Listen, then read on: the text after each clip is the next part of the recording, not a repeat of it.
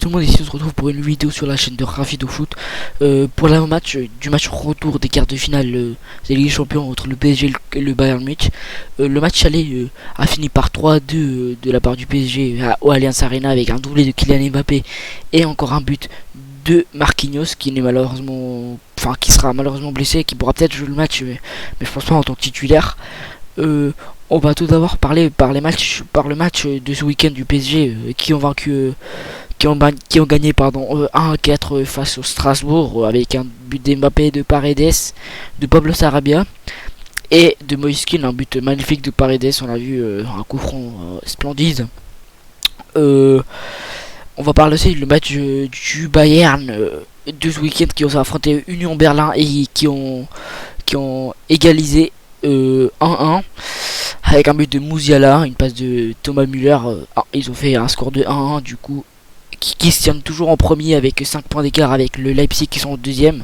Par contre le PSG qui sont en deuxième avec 3 points d'écart de Lille. Ça va être une compétition assez serrée, la Ligue 1 cette fin d'année, cette fin de saison plutôt, désolé. Mais maintenant pour se concentrer sur ce match, on va voir la compo des deux équipes, l'équipe qui est le plus en forme et puis les favoris. On va tout d'abord parler par la compo du PSG. On verra Keylor Navas au goal.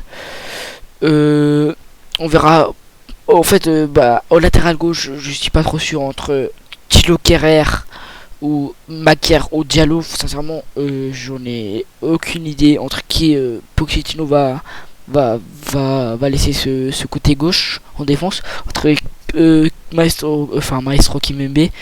Vous connaissez la chanson de ramener la coupe à la maison de VG Dream, Kimembe du coup en défense.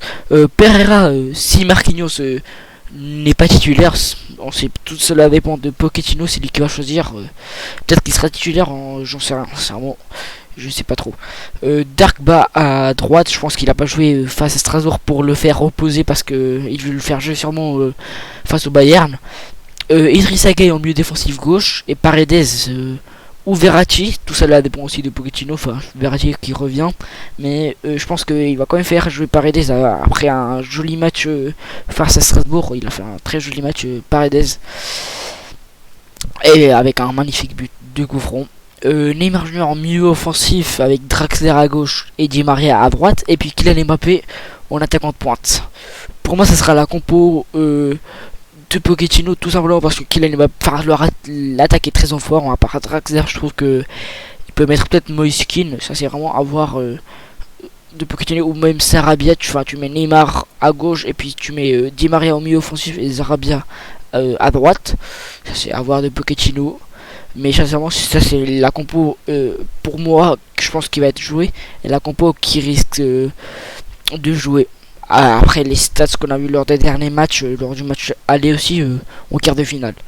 Et puis de l'autre côté, on va trouver la compo du Bayern avec Neuer au goal, comme d'habitude, qui n'a pas fait un très très bon match face au PSG. On a vu le premier but, c'est un petit peu sa faute, mais je vais un petit peu expliquer pourquoi c'est de sa faute. Je trouve peut-être que déjà on a vu que il faisait pas très beau ce jour-là, il neigeait, mais j'imagine qu'il faisait très très froid à Munich. Et puis vu que c'est à la minute 3, je pense que Neuer n'était pas encore assez chaud, genre il a pas mis assez bien la main ferme pour pouvoir arrêter le tir d'Mbappé qui a fini malheureusement dans les cages. Mais je pense que quand même Neuer va pouvoir jouer ce match. C'est pas à cause de cette erreur qui ne jouera pas, c'est vraiment un très très bon gardien. Sinon on va trouver Théo Hernandez à gauche avec Alaba en défenseur avec Schüle, Pavard à droite, Goretzka et Kimmich, les deux milieux défensifs très bons cette saison, comme la saison d'avant aussi. Il faut le dire que ils ont fait une superbe saison tous les deux.